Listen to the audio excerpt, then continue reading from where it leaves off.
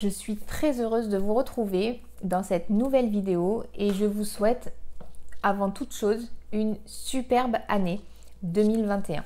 J'espère qu'elle va être un peu plus sympa à vivre et qu'on va pouvoir réaliser nos projets sans avoir trop de contraintes, donc surtout liées à cette crise sanitaire actuelle qui commence à nous pomper.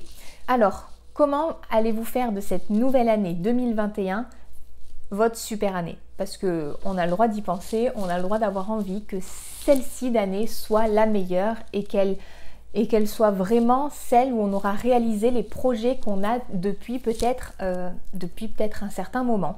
Donc je voulais voir avec vous qu'est-ce que vous aviez prévu, quelles étaient vos bonnes résolutions. Parce que oui, en début de chaque année, on se dit qu'on va noter nos bonnes résolutions et finalement à la fin de l'année, est-ce qu'on en a tenu au moins une? J'en suis pas certaine. Donc j'aurais aimé savoir quelles étaient vos bonnes résolutions. Si vous voulez les noter en commentaire, quels étaient les objectifs que vous souhaitiez atteindre et quels étaient vos moyens de motivation.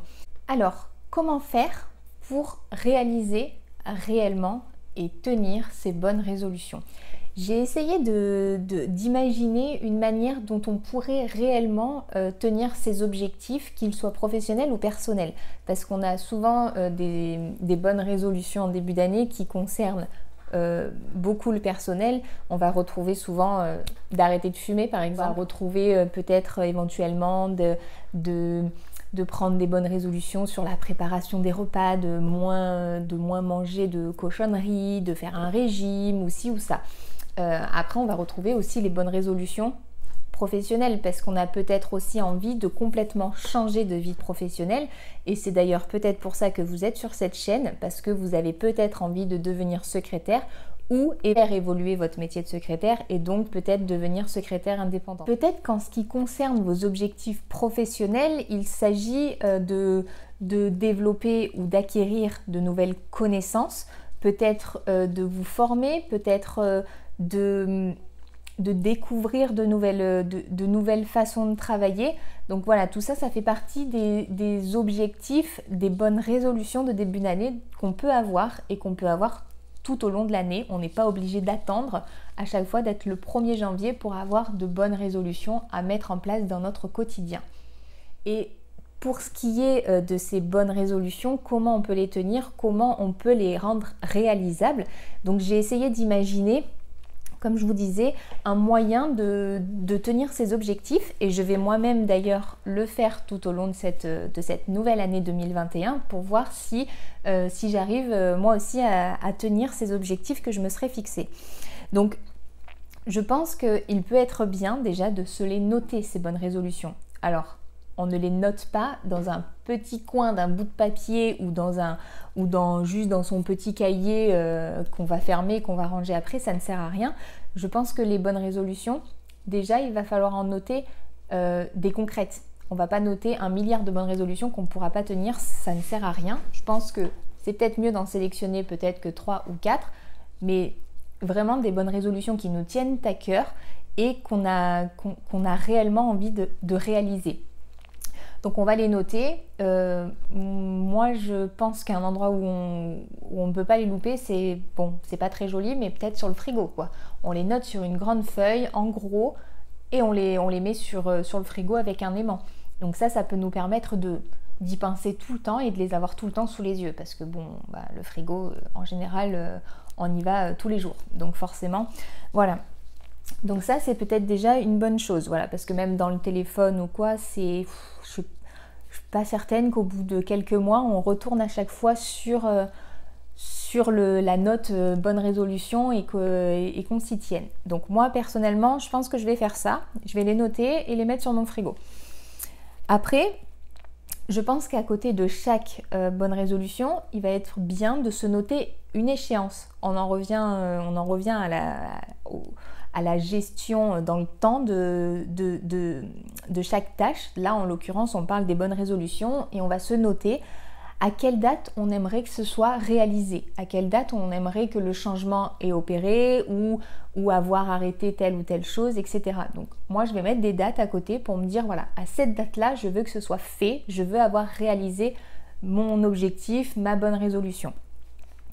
Et ensuite, je pense que je vais me servir donc d'un petit cahier où je vais noter à peu près, alors je sais pas, peut-être pas tous les jours parce qu'on n'aura peut-être pas le temps quand on a beaucoup de choses à faire dans la journée, mais peut-être une fois par semaine, me noter ce que j'ai réalisé pour arriver jusqu'à cette bonne résolution, jusqu'à mon objectif. Donc peut-être en fonction de la date d'échéance que j'aurai déterminée, me dire que chaque semaine, donc je me noterai les dates qui correspondent à chaque semaine, qu'est-ce que j'ai fait dans la semaine qui va me permettre d'atteindre cet objectif.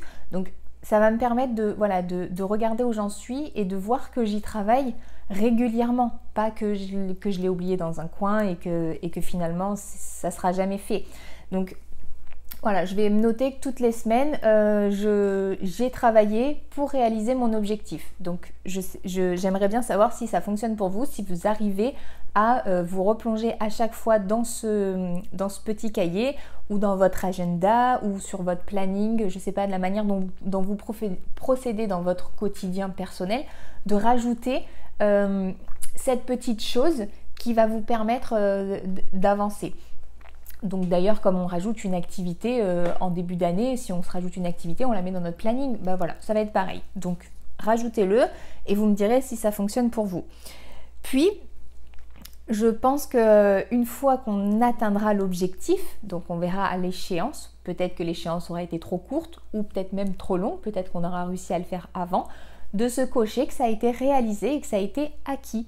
Donc je pense que ça c'est un bon moyen de tenir ses objectifs, quels qu'ils soient et à n'importe quel moment de l'année, mais également au début de l'année, comme là c'est le cas, de tenir nos bonnes résolutions et surtout d'être fier de les avoir réalisées et d'être allé jusqu'au bout. C'est quand même très agréable de savoir qu'on en est capable. Pour tenir ces bonnes résolutions, il va falloir aussi trouver des éléments motivants, voilà, avoir votre motivation à vous. Donc si vous voulez me dire qu'est-ce qui vous motive vous en général, qu'est-ce qui vous pousse à atteindre vos objectifs, alors moi clairement ça va être mes enfants, de savoir que je vais les rendre fiers, qu'ils vont pouvoir du coup être fiers de leur maman, mais surtout que je vais pouvoir aussi combler leurs attentes. Donc s'il s'agit forcément de choses matérielles, de pouvoir leur acheter ce dont ils ont besoin, ça me motive. Et après voilà, d'être fière de moi-même, voilà, on peut le dire.